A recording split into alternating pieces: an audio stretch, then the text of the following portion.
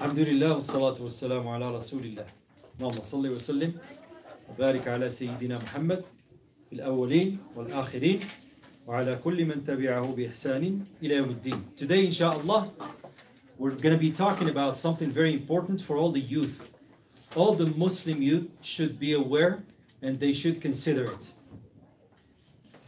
And it is, what we're going to talk about is the youth responsibility in Islam.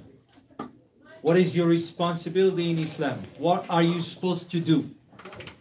Are you supposed to just like eat and go to school and sleep and that's it? Or there are other things that you're supposed to do? So, today we picked two important topics or aspects in this, in this respect. Responsibility of the youth, of the Muslim youth towards themselves. What is your responsibility towards yourself? It's towards yourself. There's two responsibilities that I really want to talk about. First one, towards yourself, and then towards your religion. Towards your religion. So how can you be a good Muslim? What is your responsibility? What are you supposed to do? You are supposed to do, just listen to this. What you're supposed to do is, first of all, you like to go to school and you like to learn. Well, in Islam, you're supposed to seek knowledge. Knowledge. As you go to school to learn math and to learn other things, you're supposed to learn Islam. You're supposed to learn your religion. You can learn everything in your life. But if you don't learn religion, and if you don't learn about Allah and about His Messenger, then you're not going to have enough knowledge. So, in your schedule, in your life,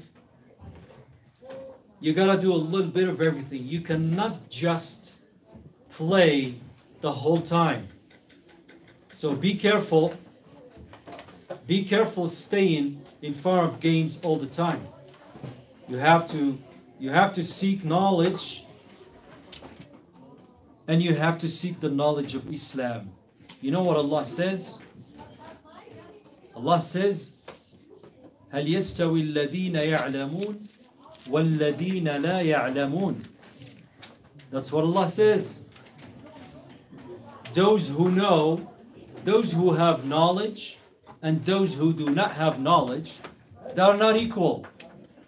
Of course, the ones who know and the ones who have knowledge about Allah are the better ones.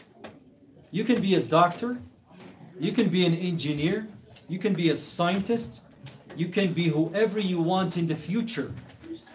But if you don't know about Allah and you don't do what Allah says and you don't know anything about Quran, you don't know, who is Allah, who is Muhammad sallallahu alaihi wasallam, you don't know all of this, all that knowledge that you did, all that degree that you got has no value, because you need to know about Allah. So Rasulullah said, طَلَبُ الْعِلْمِ فَرِيضَةٌ عَلَى كُلِّ مُسْلِمٍ. Seeking knowledge is mandatory on every Muslim. Okay? So Islam does not just tell you, you know what? Since you the moment you wake up, you pray all day, and you go to the masjid, you pray, you read Quran all day. No. Islam wants you to seek knowledge. What knowledge? Knowledge, first of all, of Allah. You need to know who is Allah. So how can you know? I mean, you're supposed to understand who is Allah. You cannot just say Allah is in the sky and that's it. No. You need to know Allah. You need to know who is Allah. The names of Allah. You need to know what Allah does, what Allah creates. Why you need to know Allah? You need to know Allah, and if you get to know Him, then you will fear Him, and if you fear Allah, you will obey Him. You will do what He says. So, this is the first knowledge you need to know. All the youth, all the young Muslims, be careful and not get busy with playing the whole time. Because when you play a game and you stick to it all day, you don't benefit anything. You cannot seek knowledge if you keep concentrating on games. Why? Because your brain, what happened to your brain? It freezes. Your brain just deals with the games. You don't develop something in your brain when you stick to the game all day. Number two, when you seek knowledge, you gotta seek knowledge about the book of Allah. Now you know who is Allah. Then you need to understand His book. What does Allah says in the Quran? It doesn't matter if a young Muslim memorized the whole Quran, but he doesn't understand and he doesn't use it in his life. No. When you memorize Quran, some of you have memorized Quran maybe. When you memorize Quran, what you do with it? You did seek the knowledge. Now you know Quran. When Allah says, for example, in the Quran,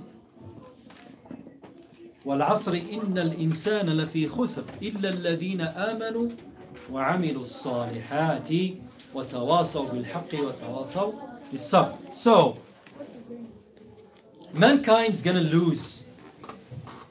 All mankind will lose, except those who believe. So you gotta believe in Allah and rely on Allah. وَعَمِلُوا الصَّالِحَاتِ, those who perform good deeds.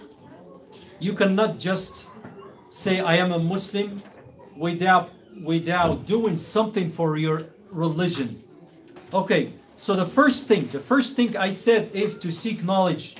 You need to know who is Allah and who is Muhammad sallallahu alayhi wasallam. And you need to know what is Quran, what is the purpose of Quran, what does Quran tell you to do, and then you need to know the advices of Muhammad sallallahu alayhi wasallam. The other responsibility toward yourself is something that a lot of kids do, which is first of all haram. Number two, it is not part of the human or care. Meaning, when Allah give you, be careful from doing it. And it is piercing and tattoos. Be careful from these two. Be careful. You know, in Islam, you have to behave and you have to look clean, because Allah wants us to be clean and look clean. So be careful when you go to college or high school, or be careful from hurting yourself, because you have a responsibility towards yourself. Don't hurt yourself by putting tattoos in your body and by putting piercing in your face, by doing all of these things. Like what someone said, he said, why are these people putting hardware on their face? Hardware is a tool. Like a lock. When you go to the gym and you lock your locker, that's where you use the locker. You don't use it in your body and in your nose. You don't use it in your ear. You don't ear pierce. I'm talking now to the boys who like to ear piece. That's haram. That's imitating women and girls. That's for girls, not for boys. So be careful from tattoos, because Allah give you a body and Allah give you a face, and Allah, He made you in the best picture. Allah give you hands, He give you ears to hear with, not to hang something on it. Because hearing is a blessing from Allah. Allah give you an ear to use it in what Allah wants you to use it, not to use it for ear piercing. And Allah give you a body not to put tattoos on your body. This is a responsibility towards yourself. Allah says, وَلَا تَقْتُلُوا أَنفُسَكُمْ إِنَّ اللَّهَ كَانَ بِكُمْ رَحِيمًا. Don't kill yourself. Allah is merciful. Don't kill yourself in so many aspects. Why you're killing yourself? Why you're doing, why you're doing things that hurt you. So Rasulullah said, Talabul ilm, seeking knowledge is mandatory. Don't just play and waste time and watch TV too much. No, seek knowledge. You need to know about your religion. Number 2, your responsibility towards Islam is to obey Allah and to obey His Messenger.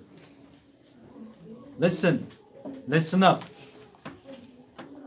In Islam, when Allah says do something, you don't have a choice. You cannot open the book of Allah, the Quran, and say, you know what? This doesn't make sense. It doesn't work for me. I'm going to only do what works for me. It doesn't work that way. No. If you say that, you are not a Muslim anymore.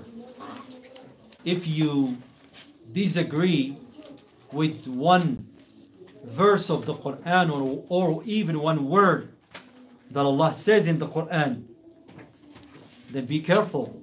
You might get out of Islam. Allah says, وَبِالْوَالِدَيْنِ إِحْسَانًا. And don't tell me I live in the US and I am 16 and you know what, my parents cannot tell me what to do and I am old enough. You know who said that? Only the weak kids. The weak kids are the ones who say that. Why? Because they are weak not to follow what Allah says. Your parents say do something, there's no question about it. You follow them and you do what they say. The only thing you're supposed to say no to is if they say don't pray or don't read Quran, or if they say something about worshiping Allah, then you have the right to say no. Other than that, you have to follow them. Even though your parents, sometimes even though they are wrong, you have to really correct them with respect. Okay? You cannot be rebellious on your parents. And I see that a lot here. A lot of kids, when they turn 16, they say, you know what? I am dependent now, or independent. I don't have to listen to my parents. They cannot tell me what to do. If you do that, that means you're not a good Muslim. So, when I say obey Allah and obey His Messenger, meaning when they say something, you have to do it without picking. In Islam, you don't have a choice. You get to pick from the Quran what works for you. No. You have to really follow what Allah says. Now, if you obey Allah and His Messenger, you're going to achieve something very important. You know what it is? No. Before Jannah, See his face. obedience. Obedience. If you achieve obedience, that means you are servant to Allah and you obey Him. And that should be your goal. If you don't achieve obedience, you cannot achieve Jannah. You cannot achieve Jannah. You have to achieve obedience. Now, number 3. So far, we said your responsibility as a young Muslim. This applies to girls too. Your responsibility in Islam as a young person, a young Muslim, is to, first of all, seek knowledge about Allah and about the religion of Allah, Islam. Number 2 is to obey Allah and His Messenger. And if you do that while you're young, you're going to get a big gift from Allah. I'll tell you what it is. In the Day of Judgment, listen to this. In the Day of Judgment, all the people are going to be gathered under the sun. And the sun's going to come very close. And it's going to be hot. And some people everybody's going to be sweaty there. Some people will be sweaty to their ankles. Some people to their knees. Some people will be sweaty to their shoulders. Some people will drown on their sweat. And this is true because Allah Azza wa Jal is going to bring the sun very close, probably within a mile. So imagine the heat. Right now the sun is thousands of miles, but still, millions actually, but it's still hot. So in the Day of Judgment, listen to this. When it's really hot, Allah will take care of 7 types of Muslims. 7 types of Muslims. Allah will take care of them. And they will not feel the heat. Allah will shade them. Allah will shade them. I'm not going to tell you about all the 7, but I'll tell you about one of them, which is right now one of you. If you want to be among those that Allah cover with His shade, you have to do one thing. So one of these 7 is a young man. Rasulullah said, وَشَابٌ نَشَأَ فِي عِبَادَةِ اللَّهِ. One young man grow up. So right now you're young, and some of you are young, and they worship Allah. So right now Allah says, or Rasulullah says, شَابٌ نَشَأَ فِي عِبَادَةِ اللَّهِ. This young man grow up worshiping Allah. He's young. Instead of him playing the whole time, he's worshiping Allah. He's praying. He's reading Quran. He's going to the masjid. He's doing a lot of things that Allah wants him to do. He does not wait till he gets older to worship Allah.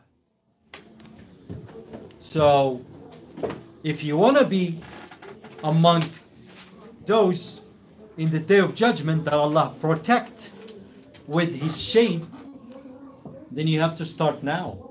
Don't wait. Don't say, I am young, I still get to play. Yes, play, fine. Play sports, we all play sports. Play your games, whatever, but you cannot give up praying. You cannot give up, reading the Quran. You cannot give up the religion of Allah and just play the whole time. So, this young man who grew up worshiping Allah, what does he do? Right.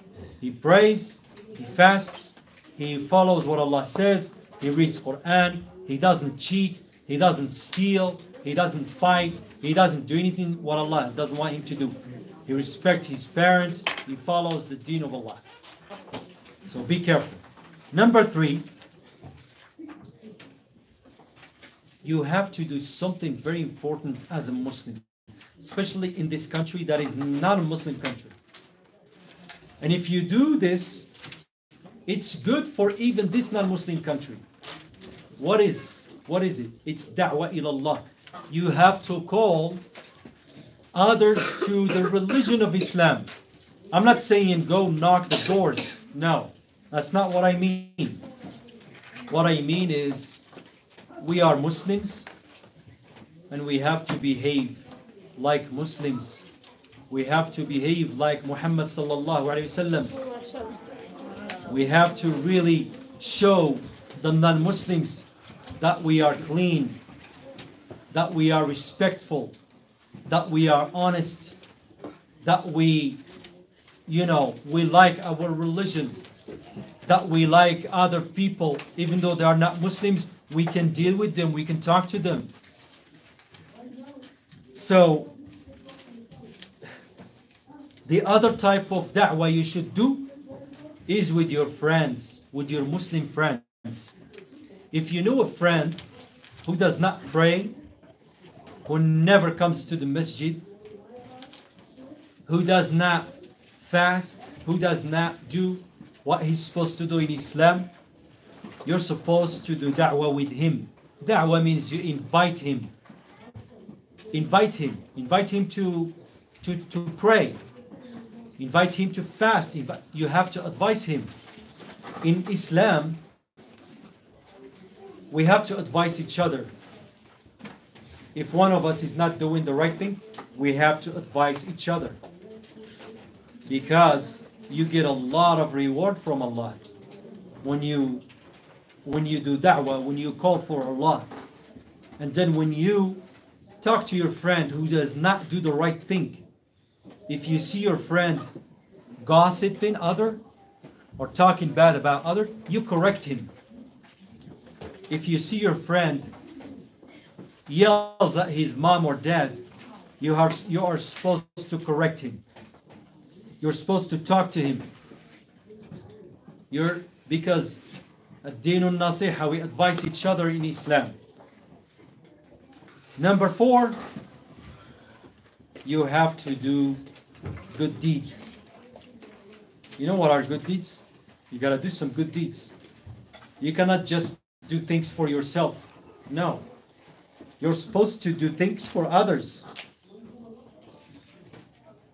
Allah says, إِنَّ الَّذِينَ آمَنُوا وَعَمِلُوا الصَّالِحَاتِ كَانَتْ لَهُمْ جَنَّاتُ الْفِرْدَوْسِ نُزُلًا. Those who believe, in many verses Allah says, those who believe and those who perform good deeds, those who believe and those who perform good deeds are, gonna go to Jannah. Because if you just believe and pray, but you don't do good deeds, it's not enough. That's why Allah says, فَمَنْ كَانَ يَرْجُو لِقَاءَ رَبِّهِ. Whoever wants to meet with Allah, whoever wants to meet with his Lord, with Allah, فَلْيَعْمَلْ عَمَلًا صَالِحًا. فَمَنْ كَانَ يَرْجُو لِقَاءَ رَبِّهِ فَلْيَعْمَلْ عَمَلًا صَالِحًا وَلَا يُشْرِكْ بِعِبَادَةِ رَبِّهِ أَحَدًا. So, if you really want to meet with Allah and you want Allah to be happy with you, you are supposed to do what? To perform the good deeds. So, again, we are stopping in the good deeds. I don't know if you have any questions on in our live. If anybody has any questions, please send them to us, inshallah ta'ala, and we will try our best to answer them, inshallah. So we stopped in what? Good deeds.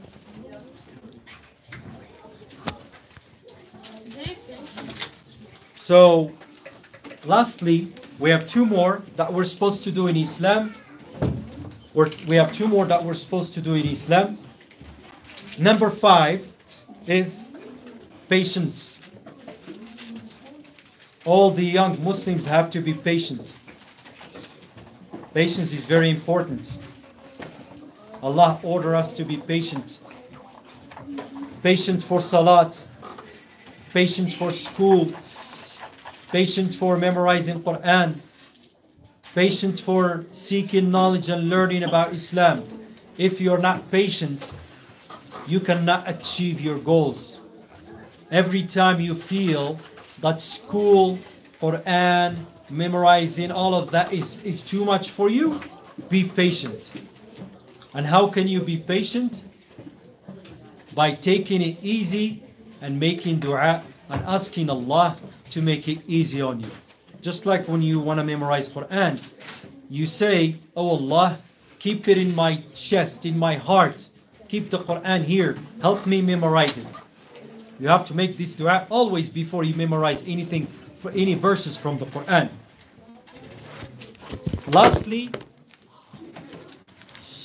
Lastly, brothers and sisters in Islam, is